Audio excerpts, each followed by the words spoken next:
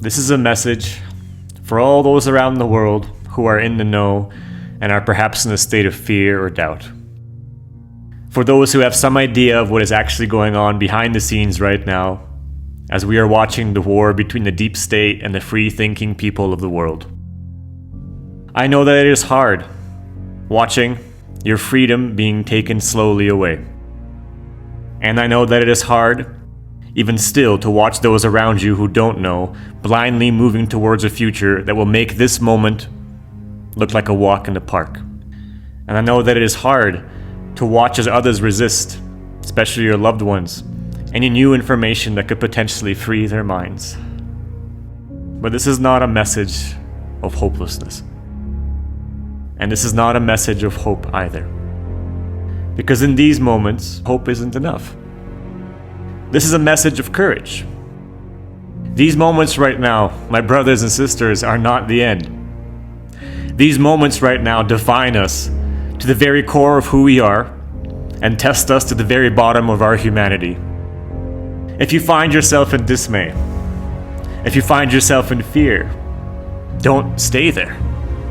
Feel the fear, feel the dismay, entertain it even, but do not stay there. Go beyond that veil of hopelessness. Go beyond that veil of fear and have the courage to dream a better world even when it seems impossible. This is the meaning of courage. To have courage when it is hard, not only when it is easy. Let me tell you what I have seen. I have seen a world where we wake up and everything is the same, but something is so very different. Where we know deep in our hearts that everything is one. I have seen a world where free energy and technologies that free us from the dependency of the hierarchy of power are there at our disposal, with each home and community on the planet powered with its own device. I have seen a world where we travel freely through the skies, not on airplanes, but on craft with engines that can manipulate gravity in the very fabric of space and time to take us to the stars. Families and communities uniting together in the name of freedom of thought and the development and emergence of source consciousness.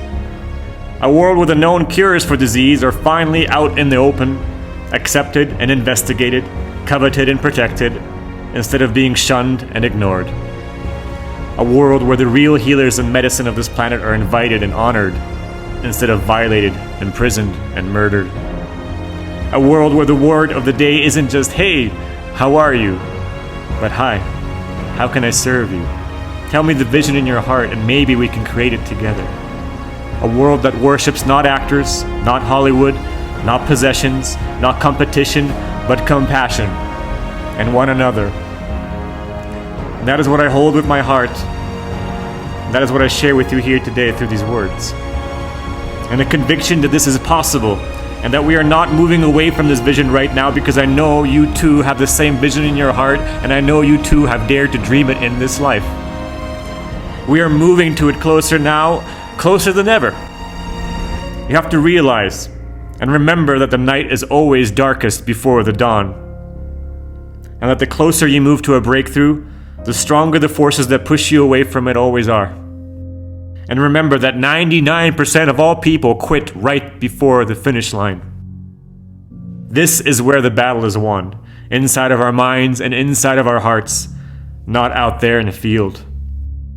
So if you're wondering what to do right now, what action you can take, the most important thing that you can do right now is to be stronger than ever within yourself. This is not a time to idly hide in the darkness, to wait for things to wash over, so you can go back to work. Because that's not going to happen. We are not going to go back to the world the way it was. One way or another, it's going to be completely different. And how that world is going to look is entirely up to you and all of us together. This is a time to step into your light, stronger than ever. This is a time to speak your truth. This is a time to step into your gifts and to be of service to others. This is a time not to entertain fear and hopelessness, but to burn brighter than ever, to take bold risks, even if it means discrimination, even if it means risking your reputation. This is a time to do that thing that you've always been afraid to do. Because what is being used against us in this very moment is our inability to deal with our relationship to fear itself, and our inability to deal with our relationship to the fear of death. This is a time when we need to kindle that relationship very strongly, and to use our fear and our fear of death as an ally. An ally to teach us how to stay strong, even in the presence of these extremely powerful sensations. For we are immortal beings, capable of creating so much more than we've ever been told. We are capable of creating a world of peace, a world operated by our own consciousness that is free and limitless, where we are free to finally bring forth the technologies and ideas that will solve the greatest problems facing humanity, and so much more. So my brothers and my sisters, if you're feeling afraid, if you're feeling doubt and anxiety, please know that these feelings are mainly just an attempt to budge us ever so slightly into an alternate timeline. But only as long as we entertain it. So feel the fear, feel the anxiety, but know that you are not that.